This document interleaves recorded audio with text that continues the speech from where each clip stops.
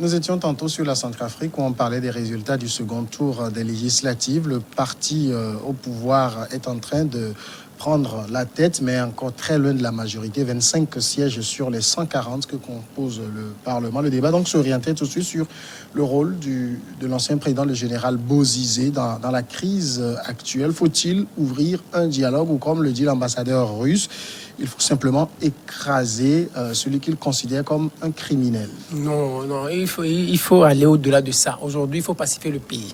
Et s'il faut chercher à l'arrêter, s'il faut chercher à l'écraser, quel sera l'intérêt? Que va gagner le peuple? Depuis la Centrafrique vit une situation difficile où les armes crépitent tous les jours presque, où une grande partie du pays est entre les mains des rebelles, où on ne fait que tirer, ce qui n'arrange pas, ce qui n'a pas aidé, on n'a pas contribué à développer le pays. Aujourd'hui, ce qu'il faut, avec ces élections qui se sont bien passées globalement, et ces législatives qui se sont bien passées, le président actuel ne peut couvrir un dialogue pour rassembler toutes les forces vives de la nation, pour qu'ensemble, ce que chacun a dans son cœur, qui puisse l'exprimer, les propositions puissent venir sur la table de discussion. Parce que aujourd'hui, si on ne met pas en place une politique, de dialogue, une politique de réconciliation, Bozizé, il a un peu de sous, il a des armes avec lui. Ce qu'il cherchait depuis, c'est de déstabiliser le pays. Et si aujourd'hui on ne le rassure pas, on ne le ramène pas, on ne le met pas en confiance, ben il va continuer par chercher à déstabiliser le pays et ça va être encore plus difficile pour le pays et pour le peuple centrafricain. Aussi, ben c'est ce que je déplore. François Bozizé, il a fait 10 ans, il est venu en 2003 au pouvoir et il est parti en 2013. Après 10 ans de pouvoir, qu'est-ce qu'il peut chercher encore aujourd'hui? Qu'est-ce qu'il veut encore? Il veut encore briguer, il veut encore être chef de l'État. Alors qu'avec ses expériences militaires, ses expériences de gestion de pouvoir, il peut juste aider son président, l'actuel président Touadéra, à bien gérer le pays, lui proposer des choses, être son conseiller, être avec lui tous les jours, et non chercher à le déstabiliser. Mais je pense que les rebelles ont un problème, ceux qui vivent dans la brousse, ceux qui font la rébellion pendant des années, en réalité, ils ne pensent pas, ils ne savent pas ce qu'on appelle la paix. Oui, la paix, ils la mesurent pas. Peut-être eux, ils ont vécu pendant longtemps avec des armes, donc que les armes crépitent ou pas, ça ne dit pratiquement rien. Eux, ce qu'ils veulent, ils veulent l'obtenir par la force. C'est ça qui est compliqué. C'est ce qu'on voit un peu dans la vie de Bozizé. Aujourd'hui, l'actuel président, il n'a qu'à ouvrir, après ces législatives-là, comme l'ambassadeur russe est en train de le proposer, il n'a qu'à ouvrir des tables de discussion, des discussions pour qu'ensemble, tous les Centrafricains puissent se retrouver et se parler. Et après cela, asseoir une politique de réconciliation, réconcilier tous les Centrafricains, et ça ne va toujours pas. La deuxième chose, c'est toujours par rapport à la cohabitation. Vous savez, ce qui dit, les démocrates le disent bien sûr, c'est le peuple qui exprime un malaise. Mais en réalité, moi, ce que je suis en train de finir par comprendre, un pouvoir ne se partage pas. Un pouvoir, ça ne se partage pas. Parce que cette phrase-là, je l'ai apprise Edouard Balladur, qui a rencontré François Mitterrand, son président, de quelques jours, 3 ou 4 jours avant son décès. Et François Mitterrand lui posait la question, qu'est-ce que vous avez retenu, ou qu'est-ce que vous avez pu retenir de notre cohabitation? Et à Edouard Balladur de répondre, un pouvoir ne se partage pas. Les Américains l'ont compris. C'est pour cela que, aux États-Unis, il n'y a pas cette histoire de premier ministre. Il n'y a que le président, il n'y a que l'Assemblée, il n'y a que la justice. Et vous imaginez, le vice-président, c'est lui qui est en même temps le président du Sénat. Vous imaginez, donc ça veut dire que les Américains ont compris qu'en réalité, pour que le président américain puisse exercer pleinement son pouvoir, le président du monde, le président de la plus grande diplomatie du monde, pour lui permettre, pour qu'il ait la même mise sur le monde entier, il faut lui permettre d'exercer tout le pouvoir. C'est pour cela que le pouvoir ne se partage pas. Ces histoires de cohabitation, ces histoires de premier ministre, moi je pense que ça devient vétuste, ça devient compliqué. Il faut que les intellectuels pensent à le sauter ou à le sucrer pour permettre à ceux-là qui gagnent les élections, ceux-là qui sont des chefs d'État puissent bien diriger leur pays et faire bien développer le programme. Alors maintenant, de toute façon, avec le général Bozizé et son mouvement, vous savez que grâce au soutien de l'armée russe, rwandais, les FACA sont en train de reprendre le dessus, ont réussi à libérer plusieurs localités. Bon, aller discuter avec quelqu'un qui est en train de perdre la guerre, est-ce que ce n'est pas perdre son temps? Oui, malheureusement, avec tout le respect que nous avons pour les puissances qui qui sont, je ne sais pas si on doit dire nos partenaires ou finalement, si nous sommes toujours des États africains à l'état de colonie, je ne sais pas, mais lorsque l'ambassadeur russe dit qu'il faudrait écraser totalement, que c'est un criminel, au nom de quoi un ambassadeur peut-il se permettre de faire de tels... lui, il est ambassadeur, mais nous, les Africains, parce que dans la tradition africaine, ça ne nous arrange pas. Parce que les Africains, Donc, quand on n'arrive pas à régler nos problèmes et qu'on appelle d'autres, on doit souffrir de leur langage aussi. Oui, mais c'est ce que je dis. C'est pour cela que je dis que c'est une question de... Parce que pour que le président centrafricain se taise et laisse l'ambassadeur, on aurait dû le rappeler à l'ordre. Parce que ça, c'est il met de l'huile sur le feu.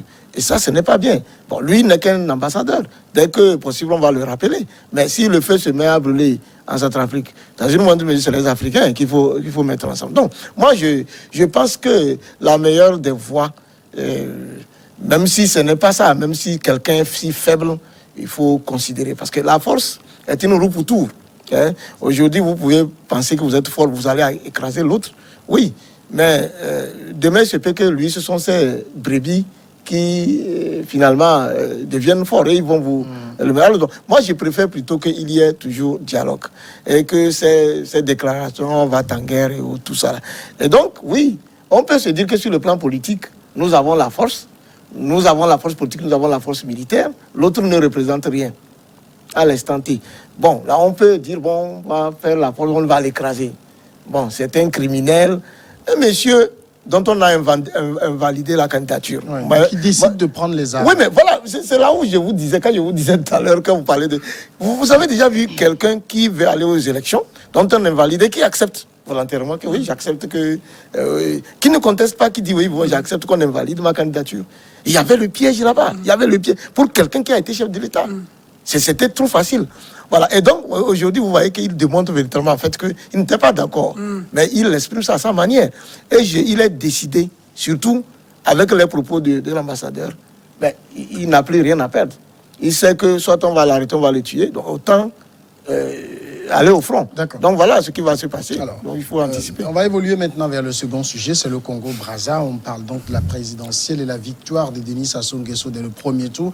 L'opposition sans tête qui conteste les résultats avec 88,57% des voix selon les résultats provisoires officiels annoncés par le ministre de l'Intérieur. Denis Sassou Nguesso, 37 ans de pouvoir, arrive en tête du premier tour de la présidentielle en RDC, présidentielle en République congolaise, présidentielle qui avait lieu le dimanche dernier. Mais ses opposants entendent former des recours contre ce scrutin qu'ils dénoncent. La rapidité d'abord de la publication même des résultats provisoires et certains articles de la Constitution motivent donc leur décision. Aujourd'hui, le principal leader de l'opposition, Guy Brice Parfait Kolela, on sait qu'il est décédé dimanche, le jour même du vote. On regarde les résultats, on se serait dit, bon, s'il était même là, ça n'aurait rien changé. 88% des voix, score soviétique, à la Sassou Nguesso. À la Sassou Nguesso. Mais écoutez, il y a quelque chose que je suis en train d'observer. Hein. C'est comme les scores soviétiques des années 90 sont en train de revenir. Et voilà.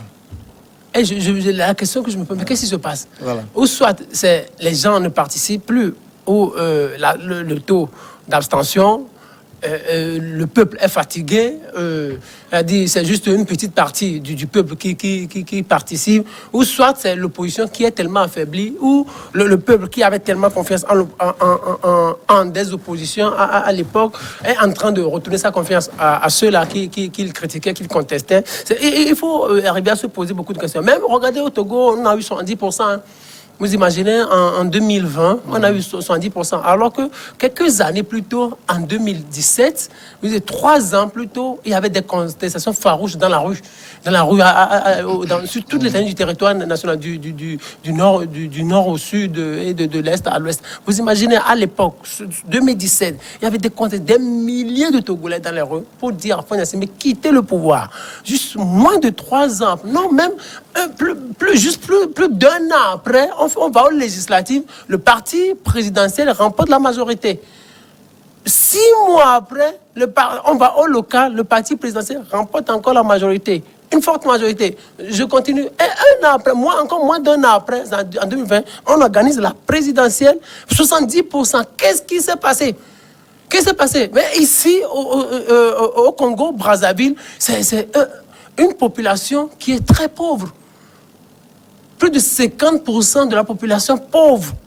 Ou une population qui n'a pas d'électricité, qui n'a pas d'eau, dans un pays où la corruption est érigée en règle, ou dans un pays où on parle de biens mal acquis en France. Vous imaginez, Sassou Nguesso, il a des appartements en France avec ses enfants, il a des véhicules dans ses appartements qu'il n'utilise même pas, il a des sous peut-être dans les paradis fiscaux, ainsi de suite. Quand on parle de biens mal acquis, on parle du Gabon aussi, on parle de Congo-Brazzaville. Et dans ce pays, avec tout ça là, dans ce pays où on a assez de richesses, il y a des localités qui n'ont toujours pas d'électricité. Il y a des localités qui n'ont toujours pas d'eau potable. Mais avec tout ça, là, on dit la population a participé. Mais attendez, quand vous le suivez, les gens ont participé massivement à cette élection-là et on a 88%. Qui ont voté? Mais quand vous suivez les chaînes internationales, on dit mais les bureaux de vote étaient presque vides. Et il y a des bureaux de vote où c'est seulement l'après-midi, les gens étaient venus voter. Mais en moins de 72 heures, on donne les résultats. Mais la question qu'on doit se poser, soit est-ce que ces chiffres-là sont vérifiés, sont vrais? C'est la question qu'on doit se poser. Ou c'est parce que le président sait qu'il est le tout puissant, donc lui-même il fabrique les chiffres. Et puis 88%, ça n'honore pas le pays. Nous sommes dans un contexte... dans un contexte de démocratie, comment on l'appelle, de démocratie virtuelle, où les gens s'expriment aujourd'hui rapidement, où les gens s'expriment beaucoup plus qu'avant, où la colère est beaucoup plus vivace que dans les années 90, où aujourd'hui il y a des milliers de Congolais qui n'ont pas d'emploi, qui vivent des situations de misère, des situations de précarité. Qui sont ceux-là qui lui ont donné les 88%? Mais c'est la question qu'on doit se poser. Moi, l'opposition, elle est en droit. Dans la crédibilité de ces résultats? Oui, moi, je doute. Oui. Il peut gagner, mais 88%? D'accord. L'opposition, de son côté, pointe un premier argument, c'est la célérité même avec laquelle les résultats ont été annoncés. Il y a le candidat Mathias Zon qui est arrivé 3e avec 1,90% des suffrages, qui dit: c'est pas en un jour qu'on peut compiler les résultats venus de tout le Congo, et c'est pas de cette façon qu'on peut les donner. Il y a quelque chose qui étonne. Est-ce que c'est un argument qui tient la route? Non, vous savez, la fraude, c'est véritablement scientifié. Il y a eu on a policé la fraude maintenant. D'abord, pour comprendre la situation du Congo-Brazzaville, pour comprendre cette situation, il faut retourner un peu en arrière. Les années 90. Avant les années 90. Vous savez, Sassou Nguesso a dirigé le parti... le parti État, Sassou Nguesso a dirigé le parti avant les années 90. Et il a fait, je crois, 11 ans de pouvoir avant les années 90. Et quand il y a eu le temps de la démocratie, il a été évincé démocratiquement. Hein. Il a été battu, si vous voyez, vous allez voir, il a été battu démocratiquement par un certain Pascal Lissouba. C'est le même peuple brazzavillois, enfin congolais, hein, qui l'a vomi complètement. Et comment il est revenu au pouvoir? Il n'est pas revenu au pouvoir. Non, pas par les urnes. Pas par les urnes. Il est revenu au pouvoir par la violence. Alors, je vous explique ça. Chez moi, au Togo, alors, le chef de l'État, Feu Général Yassine Paix à son âme, va tenter une expérience en 1994. Quand nous sommes sortis d'un parti État, parti unique, il va tenter une expérience. En 1993, la toute première élection présidentielle. Il va gagner. Enfin, nous estimons jusqu'à présent qu'il n'a pas gagné. Nous qui, voilà, on estime que c'est de la fraude. Mais il était tellement contesté qu'il va vouloir mesurer cette réalité-là. Il va ouvrir en 1994 les élections législatives. Le peuple togolais va montrer effectivement qu'il n'a pas volé en 1994. C'est la seule et dernière fois que le président Yadema va commettre l'erreur. C'est fini, le reste a été verrouillé. Alors Sassou Nguesso, tout comme le président camerounais, vous savez, c'est un précaré. Ils sont des présidents qui sont sortis des dictatures et qui n'ont jamais accepté la démocratie. Et donc, ce ne sont pas des gens, c'est des gens qui veulent mourir au pouvoir. Et donc, ce que vous dites, par exemple, les scores qui reviennent, par exemple chez nous, aujourd'hui, nous sommes passés, quand le président Faure Gnassingbé est venu, vous allez voir son score. Jusqu'en 2020, c'est la première fois qu'il a eu un score comme ça à la présidentielle, plus de 70%. Donc, vous allez attendre le Béninois, bientôt vous allez voir. avec tout ce qui se... Il va avoir 75% au moins. Peut-être que lui, il prendra 85%. Alors, c'est la volonté des chefs d'État de revenir au parti unique. C'est-à-dire, de fait. C'est-à-dire qu'ils ne peuvent pas assassiner la démocratie. Mais tout au moins, ils vont refaire revivre les partis États. C'est ce à quoi nous sommes. Ce sont des pas des scores. Comment vous pouvez comprendre quelqu'un qui a été évincé par les urnes, dont le score tournait autour de, je crois, je ne me souviens pas, mais c'était un score très petit. Il était même troisième, on l'a chassé, et il est revenu par la force à partir de la guerre. Et Sassou Nguesso est resté au pouvoir. Et son ambition, comme beaucoup d'autres personnes, présidents, c'est de mourir au pouvoir. Donc, falsifier les résultats comme on en fait dans d'autres pays pour donner, c'est très facile. Sauf que les opposants, la plus grande difficulté que les opposants ont, puisque tout l'appareil de l'État est contrôlé par les mêmes personnes. Que ce soit la CENI, tout ce que vous voulez, c'est le parti qui contrôle. C'est facile de fabriquer les choses. Vous n'avez même pas la capacité, vous savez qu'est-ce qu'on vous a volé, mais vous n'avez pas les moyens de prouver, par exemple. On dit, sinon 80%, mais il faut prendre les Congolais pour des cons pour que les gens puissent aller voter à 80%. Il fallait dire seulement que tu as gagné 100% et tout le monde saurait que tu as donné. Donc, est-ce qu'il ne peut pas gagner, voler de façon... comme les stylistes font. Mais il faut voler de façon stylistique. 51%, 52%, mais que de dire 80%. L'opposition, donc, il y a même Jean-Jacques Yombi Opango qui doute également de ces résultats en se basant justement sur ce que je disais tout à l'heure, la célérité. J'aimerais bien voir à quel matériel ils ont pu faire. Je veux bien qu'on évolue. On nous dit ici qu'il n'y a pas de biométrie, qu'il n'y a pas toute cette technologie. Le faire aussi vite, je suis assez surpris. Oui. Je rappelle que le Togo l'avait fait aussi en 24 heures. Donc en 24 heures, le Togo, on a voté à l'époque le samedi. Mais ici, c'est la biométrie quand même.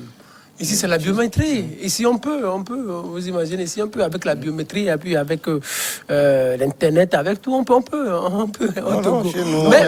On dit souvent dans nos comment on appelle, dans nos codes électoraux que c'est les procès-verbaux physiques qui font foi. Donc peut-être on a réussi à compiler ici, mais au niveau du Congo, qui est quand même un peu grand, compiler en 24 heures, donner les résultats. C'est ça. Au Congo, c'est beaucoup plus... le doute est beaucoup plus permis. Le doute est beaucoup plus permis parce qu'on a voté dimanche. Le Congo, un si grand pays, et en moins de 70 ans, en 3 jours, on a les résultats. C'est hier qu'on les a eus, mardi.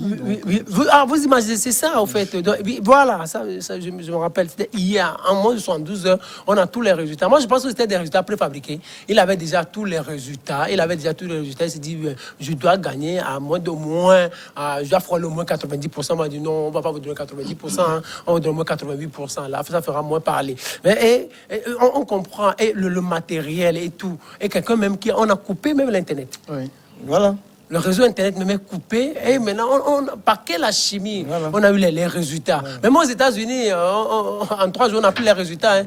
Aux États-Unis, on peut passer 3, 4, 5 jours, 1 semaine ou 2 semaines pour avoir les résultats. Et Congo, un pays si pauvre, même si on a ici, ils ont des ressources du sous-sol. Et on se demande comment il a fait. Moi, je dis, Sassou Nguesso, aujourd'hui, même si l'opposition est presque inexistante, même si l'opposition ne peut pas arriver à couvrir ou à faire peut-être un maillage de tout le territoire ou à couvrir tout le territoire, ou si l'opposition n'a pas de moyens de ressources humaines pour avoir des représentants dans tous les bureaux de vote, si l'opposition n'a pas de moyens financiers, il est difficile de façon même physique, scientifique, que Sassou Nguesso ait 88%. Il est difficile. Et en 2 jours, vous avez tous les résultats qui prouvent que vous avez 88%. Donc, sur ce point-là, il me disait peut-être qu'il avait 52 ou 53%, peut-être, on aurait compris. Et les résultats, c'est fini. Oh, regardez même dans les pays occidentaux, où on donne les résultats, peut-être quand je parle de la France, on donne les résultats dans à 20h. Quand on dit souvent on parle de résultats approximatifs.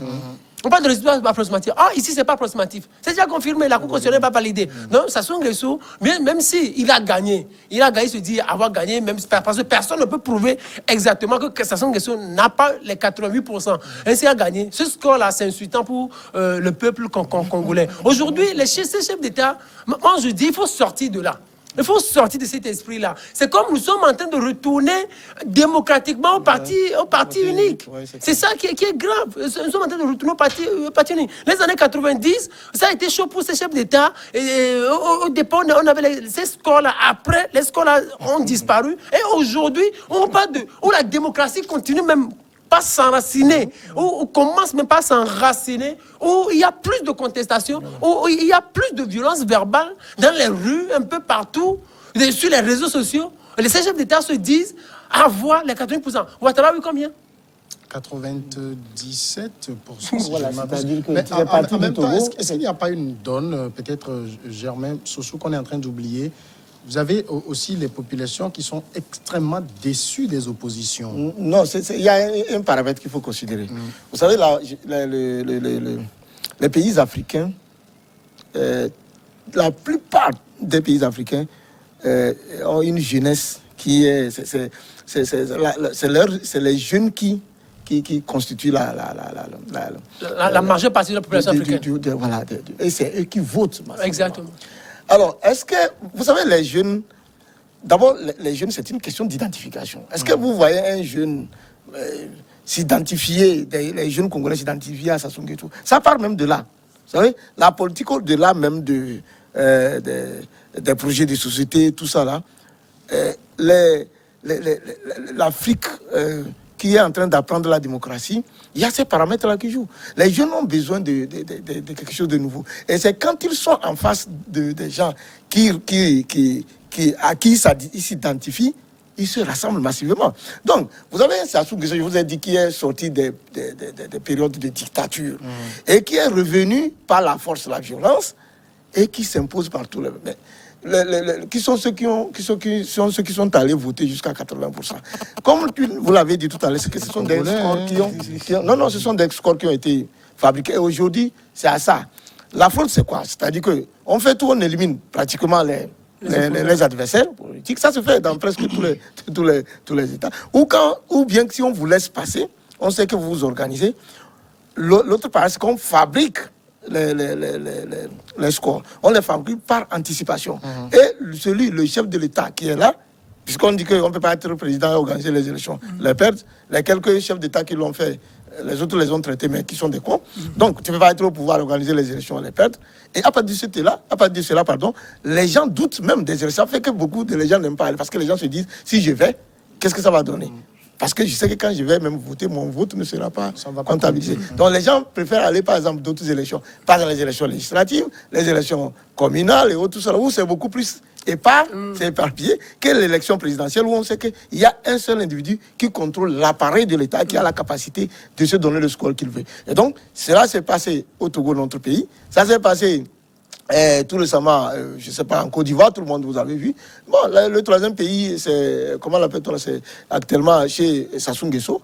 Vous allez attendre avec ce qui se passe actuellement au Bénin, où le président de la République béninois, M. Patrice Talon, qui est venu de façon démocratique, dont les réflexes sont devenus beaucoup plus dictatoriaux, et donc va s'offrir également un score à Sassou Nguesso. Donc on retourne au parti unique. Il y a aussi un autre point, on va le dire en 2 minutes, sur lequel l'opposition est en train de véritablement de se prononcer. C'est l'article 70 de la Constitution de la République congolaise qui dit que s'il arrive que l'un des candidats est empêché ou décède avant la tenue du premier tour, le scrutin doit être reporté. Or, il se trouve, selon l'opposition, que Guy Brice Parfait Kolela a été hospitalisé le samedi 20 mars dans un état très critique, mais on a tenu le scrutin. Le pouvoir dit que, bon, il n'était pas mort donc ce samedi, il est mort dimanche après le scrutin. Donc l'opposition estime que cette élection n'est pas valide. Dans cette situation où Sassou Nguesso fait déjà 36 ans au pouvoir, est-ce que Sassou Nguesso peut respecter cet article 70? Ce n'est pas possible. Et vous imaginez, ces genres de pays sont des pays où les pouvoirs ont peur. Les pouvoirs ne veulent laisser aucun vide juridique. Vous imaginez, quand on dit on reporte les élections, ça veut dire qu'il y a un vide. Et le pouvoir se dit, mais l'opposition peut profiter de cette situation-là. En politique, on ne laisse rien passer. En politique, on est ferme en tout. Et encore que nous sommes en Afrique. Un opposant, Kolela, qui est est malade, le principal. Non, écoutez, on peut dire non, il n'est pas mort. On peut trouver toutes les raisons, on peut trouver tous les alibis pour dire on tient le scrutin. C'est pas à cause de Colonna ou pour Colonna qu'on va reporter les élections. Les élections sont beaucoup plus importantes. Je me mets à la place de Sassou. Les élections sont beaucoup plus importantes que Colonna. Oui, l'opposition peut tenir ça, peut faire du juridisme, mais Sassou va faire du politique. Sassou va se faire du politique. Sassou est sérieux. Les élections lui importaient beaucoup. C'est pour ça qu'il a eu à faire modifier la Constitution en 2016. Et vous n'allez pas l'empêcher aujourd'hui d'organiser les élections alors qu'il a encore 10 ans à s'offrir devant lui. Donc, laissez Sassou. Surtout pour un monsieur qui est revenu au pouvoir avec la force. C'est pas le décès de son compatriote qui va l'empêcher. Il y a des gens qui sont morts devant lui, il n'a rien dit. Nous allons passer à la grande pause et on va revenir après le journal.